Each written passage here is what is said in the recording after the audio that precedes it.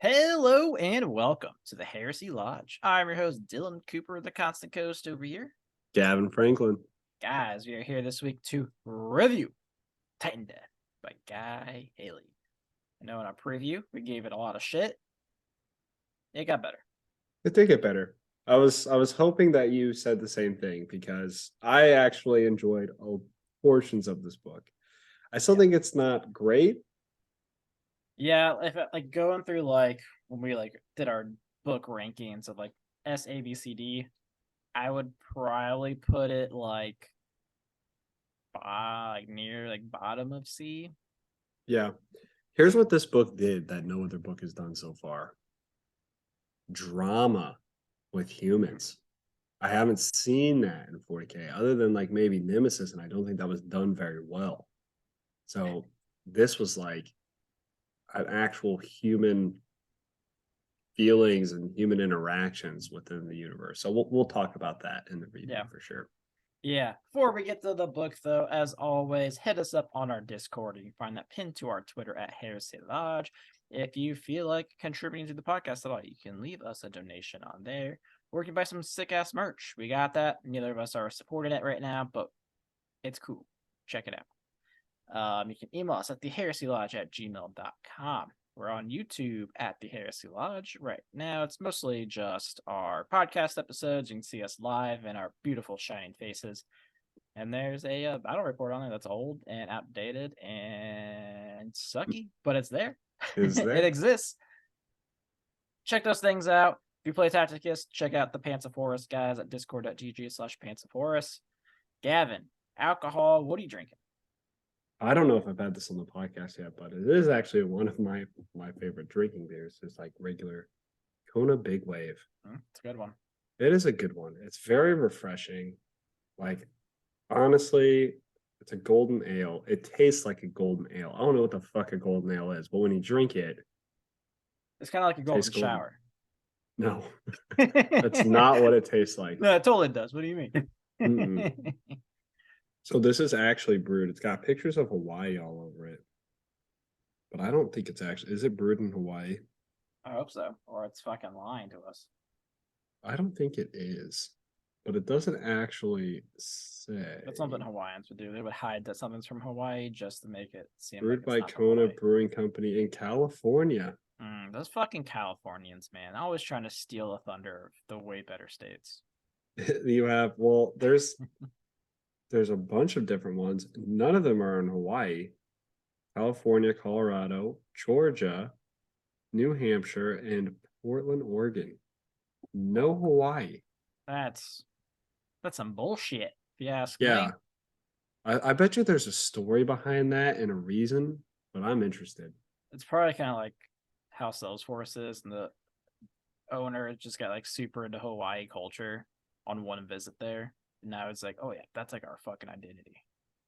Is that how Salesforce is? Yeah, that's how the Ohana stuff started. Oh, the Ohana, that's right. Yep. This is it now. We're gonna be Hawaiian. All right. What are you drinking, sir?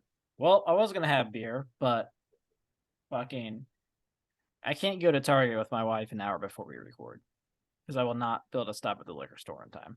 So I'm drinking some wine that we had open. I am drinking from Buck Creek Winery, Ballyhoo, which is a red table wine. They sell alcohol at Target. It's not cold though. I got home. I'll tell you what. 10 minutes before we recorded, I shoved some red sun in my face. All right, we're good. Actually, Target. Did you go to the one? 135. Yeah, so that Target sells the best mead ever. Really? It sells Washington's Folly, all of those meads that we used to drink at the Viking place. So next time you go to Target with your wife an hour before recording, they do sell mead there. Man, if I would have known that, I would be poor. Little local tip for you. It's like you don't even live there. So, Titandeath. All right. Let me talk about real quick. This was my thoughts. I did a lot of pacing with this book. Guy Haley and we talked about this before the podcast started, was kind of handed this like political turd of you have to, because we're making Titanicus, you have to make a book about Titans. It's going to release in a terrible order because everyone already knows the like end of the battle and the But like why do they know the end of the battle, Gavin? because we talked about it like 3 books ago. Yep, because they delayed the fuck out of this book for Titanicus. Yeah, this book makes so much sense if it came out directly after Wolfsbane or sometime after Wolfsbane. As a matter of fact, this series might have improved by a whole letter grade if they, instead of releasing Born of Flame, released Titandeath and then threw Born of Flame in the trash. Honestly, yeah. So he was kind of handed that situation, and it's all about Titans. So that's rough because we talked multiple times about how one of the biggest issues about the Warhammer universe and novels is everything's just big. And it's really hard to like, even in movies sometimes, like make the viewer or reader feel the true scale of size. So when we talk about Titan battles with like thousands of Titans, I'm like, all right. Yeah, Like, and you even know what I like mean? you can see like on the cover, like there's a fucking Titan with a city on its back. That doesn't make any fucking sense. I didn't get First, that from this book at same. all. And also, could you imagine living there still? Like I know I talked about this in the preview, but that'd be fucking terrible. Yeah, absolutely. It's At that so point, why the fuck would you do that? Like logistically makes no sense. How the fuck do they like store that? Like it has to have like its own special fucking crate. And then those people are just sitting in the dark for like years. Like, well, hope we see the sun again soon. where does the water come from? So another thing I think is really frustrating. Like Titans are cool. The concept of Titans are cool, but you already have like the Knights. So it's like your scale is just getting bigger and bigger. And then at one point we're talking about the Imperator Titans who are like twice as big as Warlord Titans. Like, okay. But the funniest part about this is like all these Titans in this book get wrecked by like falling debris from space or like lasers Or from space. And I'm Sanguinius. like, or Sanguinius from space. It kind of like makes you it makes you think that like, oh, okay, like these Titans are really badass, but like one really good missile from space just completely the whole thing goes back to like we've got all of your wars should be fought in space at this point. You know what I mean? Like Yeah. there's no And you reason should for never any use of a this. sword when you have a gun that shoots Or a grenades. Titan. And you Yeah. definitely shouldn't be equipping your Titan with swords. Or there was one, okay, there was one in this book that had a flail. Boom, boom, boom, boom, boom. That God, could can have you been a imagine how really stupid big that had to gun. have looked? Like it's just fucking like smacking the ground constantly. I can't imagine it's super effective. You can't think the Titan's gonna like I how don't even fast is think that like a Titan gonna swing flail in back? general is that fucking effective. Yeah, I mean, medieval times speaking, flails were not something that were very common in There's a warfare reason we because don't see very many flails anymore. We still have some like swords and knives. There's no one's fucking running around the war zone with a flail right now. I love it. Your standard U.S. military issued flail. Oh wow, yeah. So even though Guy Haley was handed this political pile of Turd crap, sandwich. I think there were some things he did really, really well at, and writing humans, phenomenal, Yes. absolutely phenomenal. I almost got like a sense of like, I don't know if you've ever read or seen Dune. I watched part of it. It's very Dune-esque with the way the humans interact with each other because their culture is very different and they get very sexual at one point, and it's kind of Yeah, in at one front of point I was like, am I? Because I was listening to the audiobook. And I was like, am I listening to smut right now? it got a little smutty. Like it was really interesting. Oh God, I'm mowing the yard with a heart on. It was weird. The And like neighbor's like, they "What? were What's going on?" I'm like, "It's the mechanicum." you should see all the tentacles these guys got. So that they were like making love in front of god machines too, which was like kind of Kind of hot.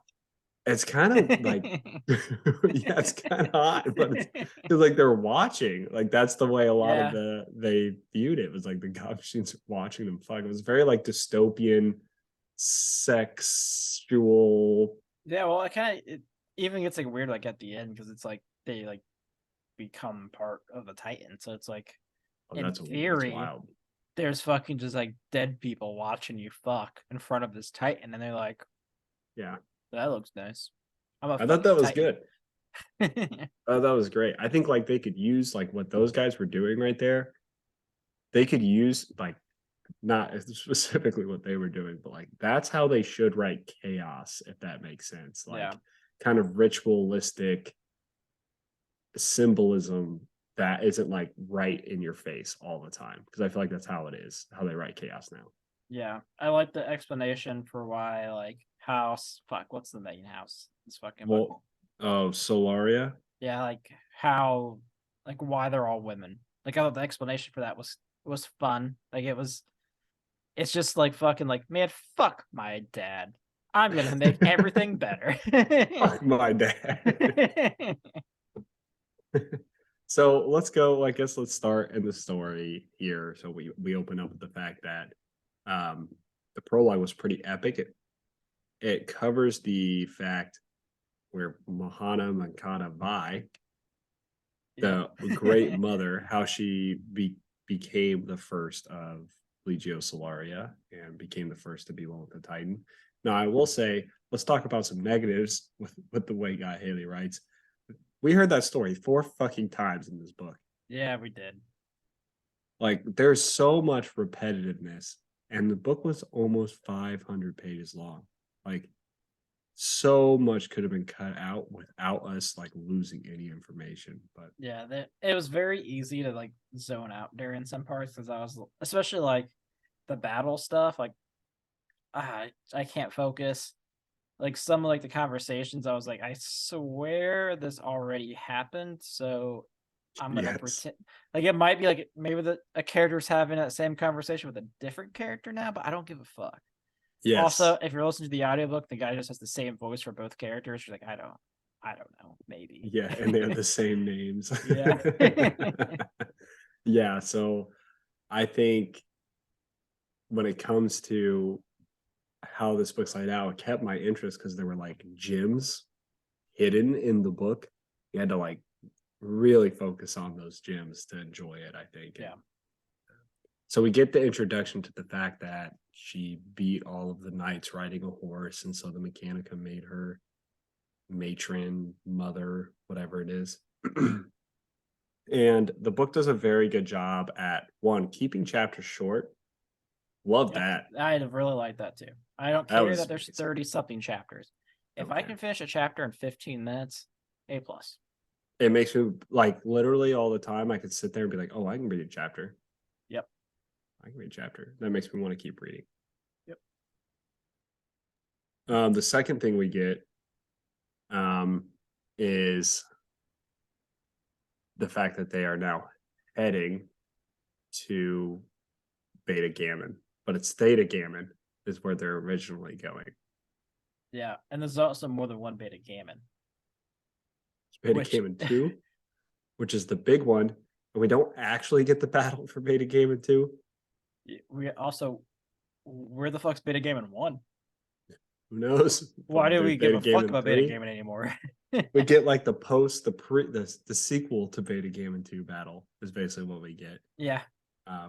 They go to We Theta also Gammon never first. got Horace getting like re-injured. I really Wasn't even think that there. I think it's supposed to be the fact that like Horace is still injured from Lehman Russ. He just went, but man, it was fucking stupid. Like, why did It's a he ever? magical wound. Yeah, but like in whatever book, it talked about how he went down to beta game to lead the last charge. Yeah. He did not lead no charge here. Yeah, that was not in the book. I'm assuming what happened was when Lehman Russ stabbed him, he said, "Absorb this, bitch," and he walked away. One of my favorite scenes from this book was like they're like, all right, they're all out of Titans. And then now they're like, oh no. Legio Mortis is here. I'm just like, okay. Yeah, it was really frustrating. The book contradicts itself so many times.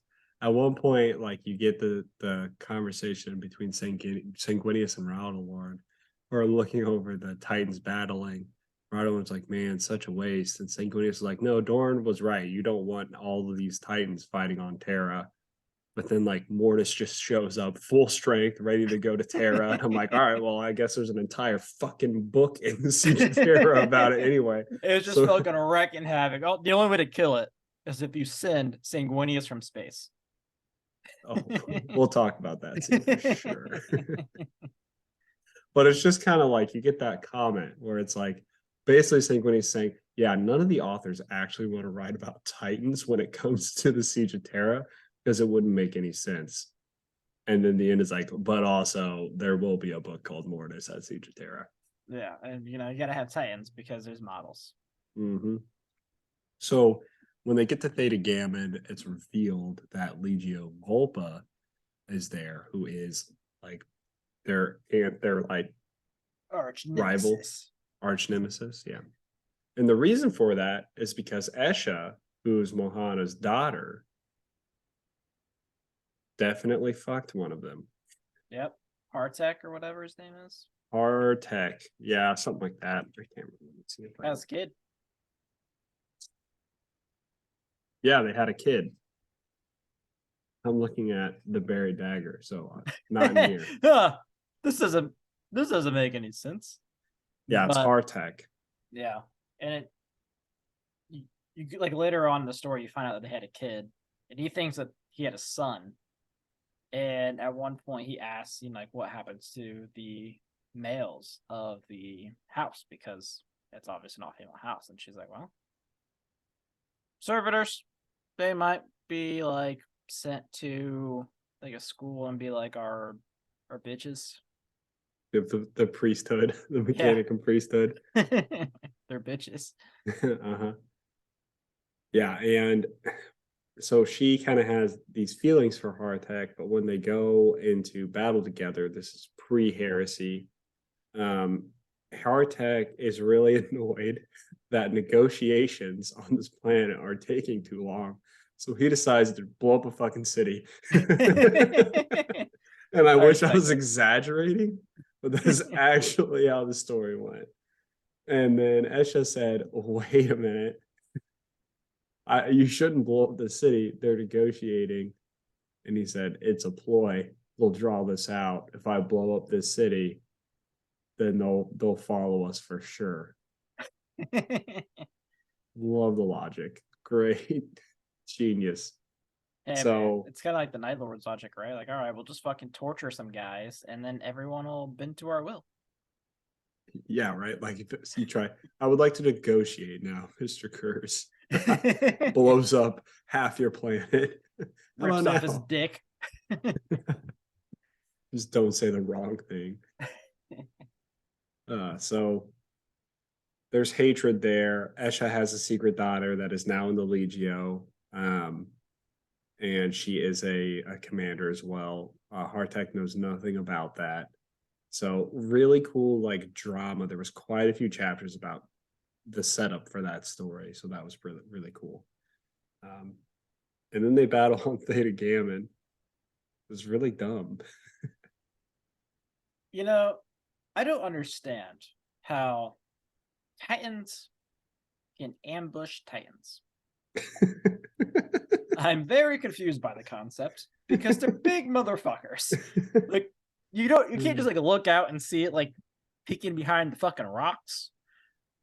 Like how like you're gonna have to see like a bunch of fucking mountains around here and really did a good job of hiding. Like how the fuck are you gonna ambush another Titan? At one point, I remember I just rolled my eyes so fucking hard because it was describing how they were fighting on an orbital plate, so like a giant plate in space that was the size of a continent. I'm like, do you know how big the continent is? That's fucking huge. Pretty large. Yeah, but like they'd also write it in the book like the Titan could get across it in like a day. Like, no. It's not how that works. Maybe Uh, probably can't even get through Texas in a day in a Titan. mm, And I don't even know how fast Titans go. I can't imagine they're that fast. Yeah. It's a lot of fucking like, this is some heavy legs. yeah, and they're like, we got 6 maniples guarding this plate. We're a little spread thin. I'm like, a little? Like you're covering like 4% of that plate. There's no way. Uh so the size thing comes into play here, but The wall is so big and so deep. And the only way through, it's the fucking gate. it's the gate. Why didn't we think of that? So they leave, and for some, they're like, all right, Sanguinius has called us to join him at Beta Gammon 3, or needs to go to Beta, wants us to go to Beta Gammon 3. We get to Beta Gammon 3. There's this whole other side story with like the Dark Mechanicum torturing people, turning them into slaves. Yeah, implanting like chips. Like they're supposed to like go back to like normal, like not traders. And then like at some point they're like, all right, now you're supposed to like turn into a trader and like beef for horse. It's like, oh, okay. Yeah, they got this big neural like robot on their forehead, basically, that's controlling their moves. You always have that thing on your head? Yeah. All right, I'll get back to work. I don't think they were supposed to infiltrate. I think they were just Oh, I thought like, that was like their whole thing. no, they're Because like just some like of them were now like still like warriors. loyal. Well, they were like, they are in their mind, but they don't have control over it. So like they'll get So fucking sent to the stupid. yeah, it was kind of dumb. And also it blew my mind. Okay. Everybody's talking This about how they infiltrate the Titan. they infiltrated the Titan. So like they just took grappling hooks and climbed into the Titan and like killed a few people and almost took over the Titan. That's kind of a big weak point of Titan warfare. You know, I feel like Space Marines should be a lot more efficient against Titans than I previously thought.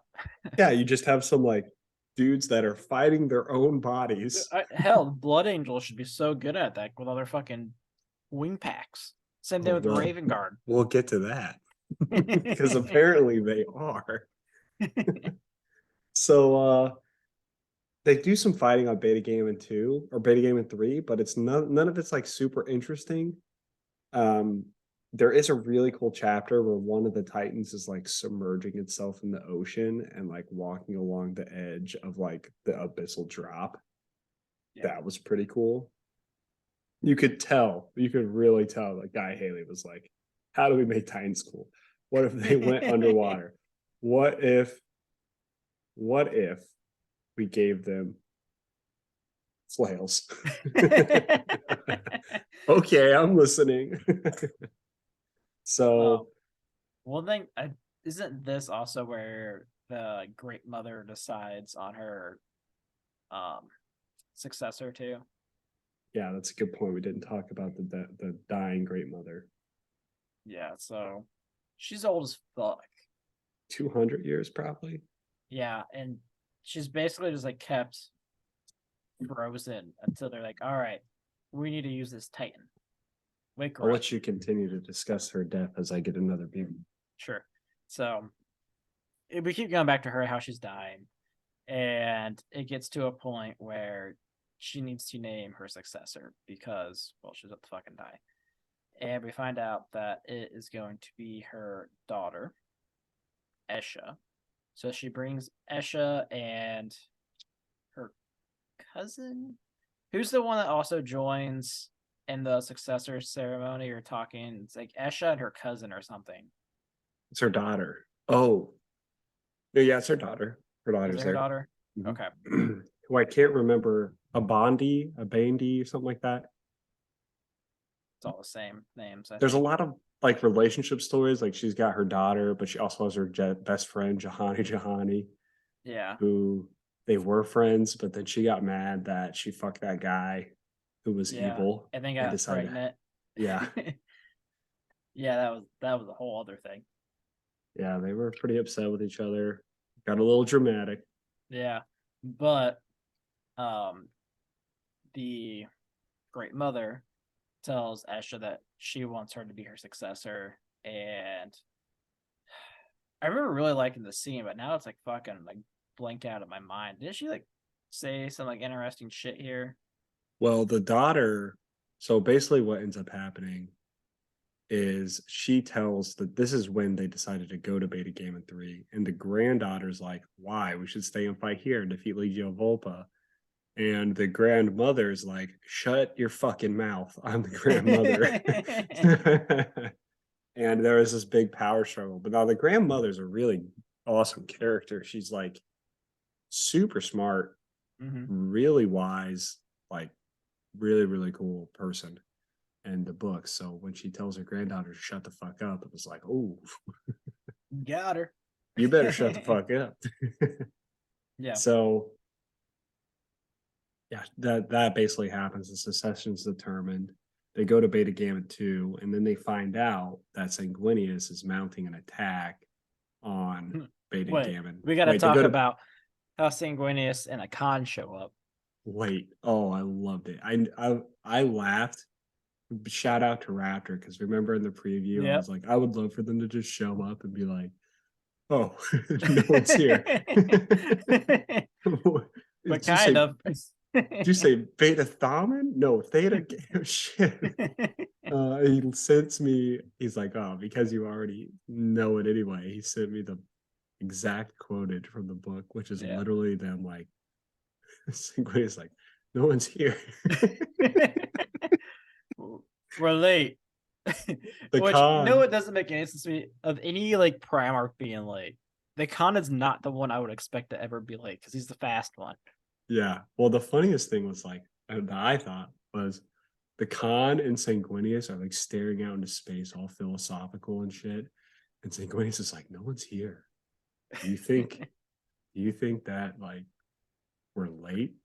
He goes, the Khan's like, though, no, the tides have arrived us swiftly. We have arrived at exactly where we need to be. And Sanguinius takes a data slate. Fuck, we're 2 weeks late. That's how I read that scene. Like the Khan like said some he said some like crazy philosophical line as to like why they couldn't be late. It's like, yeah, fuck, we're 2 weeks late. Let's go. And the Khan, and then the Khan has the best answer to this. He's like, I'm gonna go. yeah, I'm fucking leaving. Talk about, okay.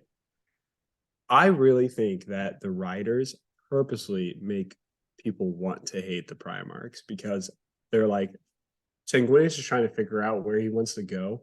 And one of the most frustrating lines to me in this fucking book was the Khan just like pieces out, and Sanguinius is like, I had no need to ask where he was going. I'm sure he was going somewhere important. Like, don't you think you'd want to fucking know? No, man. Like, what if we showed up at the same place and Yeah, leave it turns to out everyone Tweedledee is and somewhere else? Tweedledum. Oh, Shows up the exact you same also place. wanted to go to Beta Gamma too? What the fuck, dude? Why didn't you say something? I thought, this is so awkward. Turns out, John's like, I'm actually just gonna go home. Fuck this.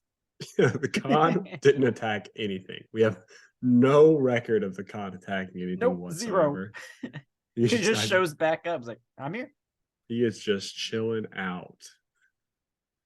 So, all right, guys, let's pretend like we're doing something, and we'll just go back before he turns in the paper.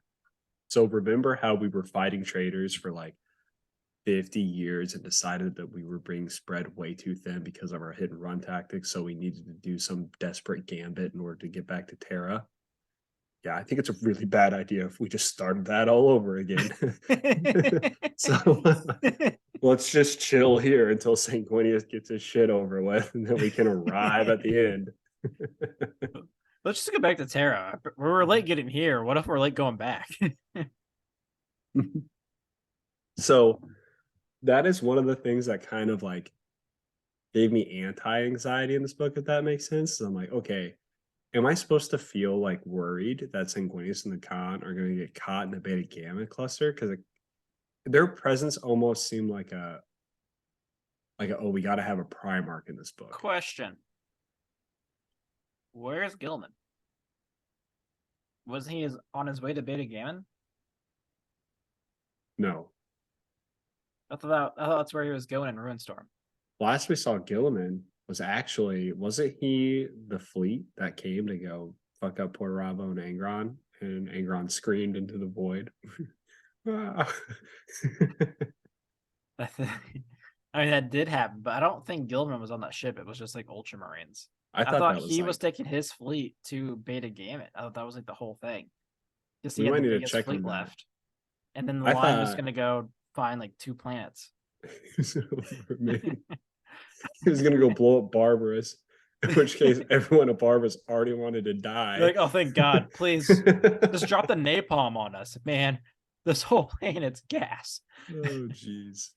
So, yeah, so they're at, I don't know where Gilliman is, but I could have sworn that was what was said in Ruinstorm, that like he was just going to go to Beta Gammon so Sanguinius can get through. that would make a lot of sense. Like if I was planning this out, I'd be like, Gilliman, go to Beta Gammon. Yeah, you're the largest army.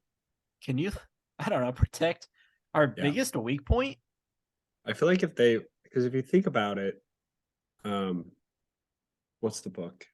Slaves to Darkness doesn't happen until after Titandeath. Mm-hmm. So I really feel like Gilliman and Sanguinius and the Khan could have beaten them. And if you brought the lion in, you could have won Beta Gammon. Yeah. Like fuck Mortis. You could have done it. Yeah. So I don't know. That's an interesting choice, but regardless, Sanguinius makes a run at Beta Gammon 2. He has all these Titans come. The Great Mother requires Esha to stay back on Beta Gammon 3 to protect a giant astropathic tower that is their only communication to Terra. How convenient. Also, I like how like everyone's like, oh yeah, they would totally not attack the one thing that helps them communicate. That'd be stupid. Why would you waste those resources? And then there's Esha like, they're totally gonna fucking attack this. This is the only thing that makes fucking sense. Like, why would they not attack this? Yeah, there's all kinds of like weird shit that happens in decision making here, but I want to focus. Beta Gammon 2 has the craziest fucking scene in this book. And that is Sanguinius arriving. And Sanguinius and his Spear of Telesto and Sword of something. Oh god, I'm gonna kill myself. Incarnate. Yeah. Again, they love fucking bringing up his weapons. I have no idea how he got them. No idea how he got his weapons. But anytime you see Sanguinius, he's got the Spear of Telesto and the Sword of Incarnate. I can't remember. Be a fucking audio drama somewhere. Talk about how great these are. Because God, they keep fucking bringing him up every time he fights. It must be a fucking Forge World item you can buy, both of them. Oh, can I upgrade Sanguinius with the Spear of Telesto? So this guy, this is an annoying narrative for me, where Sanguinius is like, I know that I die at the hands of Horus, so I can do whatever the fuck I want. Yes. That is actually his mentality now. Yeah. Notice how that doesn't involve the fact that, Sanguinary Guard, though, they're going to die all over the place. Oh, shit, I forgot about those guys. But I can do whatever I want. He's riding in a fucking Stormbird with Sanguinary Guard and Rowdalorn. He's like, I'm going to go fucking kill that Titan. He's like looking around like, all right, which one's the biggest motherfucker? Welcome to hell in the cell, baby. We're taking it down. Rowdalorn's like, that's not a good idea. And Sanguinius is like, I don't think I die, bitch. And then jumps out of the fucking Stormbird. He just fucking flaps his wings. He's like, I'm gonna fuck up that Titan. He just fucking goes towards this Titan. All Sanguinary Guard are getting obliterated around him. Like he drops with like 30 Sanguinary Guard, leaves with like 2 from killing this Titan. He's like, I don't fucking die. I know that's for sure. So he kills the Imperator Titan. He does. Which in my mind is like, OP as fuck. Like, Yeah, why don't you that is the case. It's just in it for all of them. just do that for like all the Trader Imperator Titans, and then you're good. Yeah, just Sanguinius. All right, Sanguinius, go get him, boy. You don't At die one here, remember. at one point, it's describing the Imperator Titans' guns, and one of them's like a Gatling gun, and it's like, yeah, it kills Warlord Titans with one shot. I was like, what? What? Jesus Christ. Oh my god. We just killed all of them and we had like a couple left. We just fucking mow down these Imperator Titans or these Warlord Titans. Like, it just gets so ridiculous. But Sanguinius, that scene of him dropping with the spear and the sword. It was so over the top. Also, what's also over the top is how, you know, they talk about how like the Sons of Horus are supposed to be like the best of the best, most badass space marines out there. Apparently, a one-arm Ascalon is a bigger badass of badasses. It fucking slaughters like all the Sons of Horus with one arm. It does talk about how the Sons of Horus. So this is Apparently, the sent all the strategic. rejects? Question mark. Yeah. This is the story here. And it is also a little annoying where they're like, oh, Beta Gamma 2 was a ploy for this city, and Beta Gamma 3, which was also a fucking ploy for the Astropathic Tower. And I'm like, all right, come on. A double fate? What are you, the con? No, I'm the horse. And then Nesha's like, yeah, I fucking told you guys. The amount of resources that man would have to pull off a double feint before. I mean, first off, this is before Slaves of Darkness, so he doesn't even have like the other 5 legions with him. Yeah. This is So just Sons of Horus. Then Iron Wars might be there too. no they Iron shouldn't be. Warriors. No, yeah, they're They doing shouldn't their be, own but I could thing. have sworn they mentioned an Iron Warrior or something in here. I don't think so. Oh, there are Iron Warriors. It's very weird, the disbursement of things, but at this point, he should be the exclusive Primarch and the exclusive like host is Sons of Horus. Which makes it even make less sense that somehow Horus beat Sanguinius, the Khan, and a fuck ton of Legios. Yeah, yeah. Meanwhile, And he's injured. Harkin, well, he doesn't get injured till the end of this. Does he though? But also he gets injured before this. Yeah. But he heals that injury and then he comes back after this. Man, it was an injury to the heart. Yeah, I think so. It was an injury to the soul. So Harkan, the Vulpus guy, is staying on. He stayed at Beta Gammon, where he was fighting another legion. Now, this scene also blew my mind. The sun blinded the Titans. Is that what happened? I remember reading this and I was like, what the fuck just occurred? So he told all of his legion to shut their windows. That's actually what happened. And then the sun blinded the loyal Titans and they were able to kill them, which I didn't know you could blind a Titan, but I guess you can. Well, it's got fucking eyes, doesn't it? I suppose. They got those masks on. But then he goes through a corn ritual to become like a corn Titan. And at the end, he totally turns into a Lord of Skulls. No. You don't think so? No. He just sure sounded like a Lord of Skulls. No, it's like, let me see. No, I don't think it's a Lord of Skulls. I think it's just a Chaos Titan. Are you sure? It was talking about how the fucking like the fucking spikes on the head turned on, the fucking skulls. Sure sounded like a Lord of Skulls. You are also describing a Chaos Titan too. Spikes on the head, the skulls. It could just be a world eater at this point. Turn into a big world eater. Is there corn? Let me see a fucking corn Chaos Titan, I guess. I was actually Googling it like a while ago, trying to figure out like what the fuck did this guy turn into? Because it was pretty graphic. It was very graphic. He basically gets like locked in a cage of.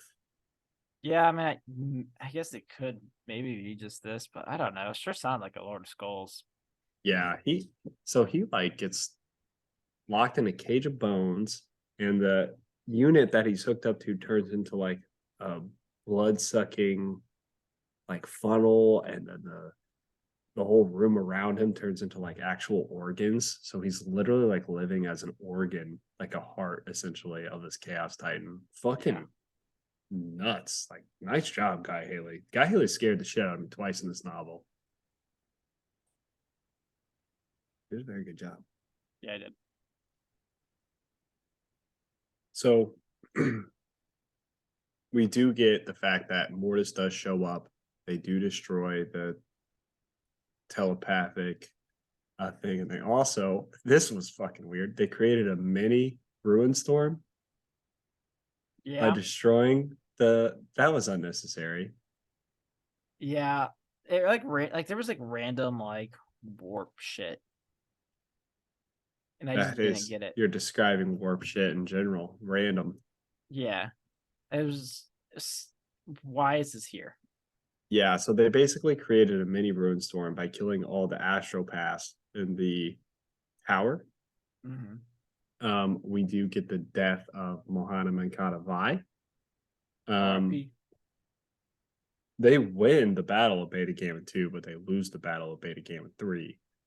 And so Sanguinius decides to pull out. Esha survives, but is a sole survivor in her Titan because she ejected the head. I didn't know that was something you could do. Just having a fucking lever. All right. Just Well, I'm ejects out. it. Oh, it's ridiculous. So yeah, she makes it out. Her granddaughter rescues her. But she is in like intensive care basically. So I'm really interested to see. Hopefully they do come back in the siege. Apparently they are supposed to. One Okay. thing I wanted to talk about was why they are all women. Because I liked the story. Yeah, I don't quite 100% remember why it was all women. I know it's something to do with like going back to her dad, but what is that? Yeah, so whenever she like won the contest, her dad thought he was some like sly motherfucker and only sent like women to go like through this ritual thing. And turns out that the Mechanicum has way better weapons than this random fucking planet. And she came back. And aren't as sexist. They're totally cool with it. Yeah, and came back with a fucking Titan and told her dad to go fuck himself. And made it to where only women were going to be there because he like only sent women to like be enslaved, basically, is what he thought was happening. But instead, they were making fucking soldiers. Yep. And so when she died, she gives this like pretty crazy speech because like the Legio's fucked. Like there's like 30 people left and even fewer engines. And she's like, okay, well, I'm going to let you know that the Mechanicum is going to recruit men now, and the Legio that you know is going to be completely different, which is totally true. Yeah. Super wise there. And all the girls are looking around the Legio or the Mechanicum like, you evil motherfuckers. That's absolutely right. And she dies, and her death scene was fucking crazy. We get a lot of like weird confirmations in this scene. Yeah, it was the most interesting part is how although it also doesn't make sense to me why she's like, oh, I understand why the traitors are traitors now. Oh, it makes a lot of sense to me. I don't know. It's one of those things where like, so she goes to heaven essentially. She's on her horse, back in the horse that she rode to win the contest. And as she starts riding into this valley, it turns into the warp. And she starts getting hunted by these chaos demons. And she realizes like this is what happens to humans when they die, which is fucking wild to me because there's a lot. I know some people may not think this way, but like there's a lot of speculation, especially in 40K, to what actually happens to humans when they die. Mainly because it's like, is their souls saved by the God Emperor kind of thing? Yeah. But in this scenario, they basically confirm like, no, like legitimately when humans die, they go to hell, essentially. And she was pissed at the fact, she was like, oh, I chose not to believe in this because I know the imperial truth. And even though I knew chaos existed, I didn't think that that's what it was. It wasn't literally demons. And she was like, oh, the emperor literally fucking lied to me. And so it makes a lot of sense that the traitors sided with the actual literal god powers that I am now coming up against instead of the emperor. But they're fucked up. Like, is that really like if I'm fucking dying and I see a bunch of fucking giant ass demons trying to eat my fucking face, I'd be like, oh, I see why we didn't like this shit. Yeah, but I get what you're saying, but I think her concept is like the entire concept of the imperial truth is to try and convince you that that's just not a thing, and that's what she was fighting for her entire life, was that Yeah, demons but didn't say exist, but the emperor knew, and he just lied to humanity about it. right, but it's their belief that gives them power, right? Like that's the whole fucking thing. Well, maybe, and that's it brings up a good point. Like maybe the chaos demons are only consuming human souls because of Horus's betrayal now, and maybe that wasn't what was actually happening to a majority of humans. But the whole death of humans, I think, is like very up in the air of what actually happens to them in the universe. And many times, chaos and the traitor legions will be like, "Oh yeah, like you get totally fucked." Shit sucks, Mahana, huh? yeah, Mahana almost got totally fucked, but she does get saved in the end by the Titan Yeah. that absorbs her soul. Yep. And the souls before her too is also in Yeah, there. I And they just thought watch that people fuck in front of them. It's weird. they love watching people fuck. I just thought that it was interesting, like that whole death scene of her in the warp, and No, I agree. because I don't think we've actually got like someone dying and after their death, so that was kind of cool. Yeah. Yeah. There was very cool dialogue in this book. As always, combat sucked. It's never fun to read about. It's even worse to listen to. Like Yeah, maybe if very like rarely. audiobooks had like music and like sound effects and different people playing other people's voices, it would be better. But having a grown ass man trying to sound like a woman leading the Titan just doesn't fucking do it for me. Yeah, I get what you're saying. Overall, it was better than I expected. Yeah, better than what I expected, and the second half was definitely better than the first half. Yeah, the first half has a lot more Titan battles. It goes a lot more into depth on how the structure of the Legio exists, and the second half feels a lot more like human drama, which is the most interesting part of this book. Yep, agreed. I give it a 6. A six? I'd I give think it a a 6. five. I'd give it a five. I'm thinking like high C on this book. Okay, well, we need to fix your fucking grading scale. Yeah, I don't know, because like, And a 50% was an F where we went to school.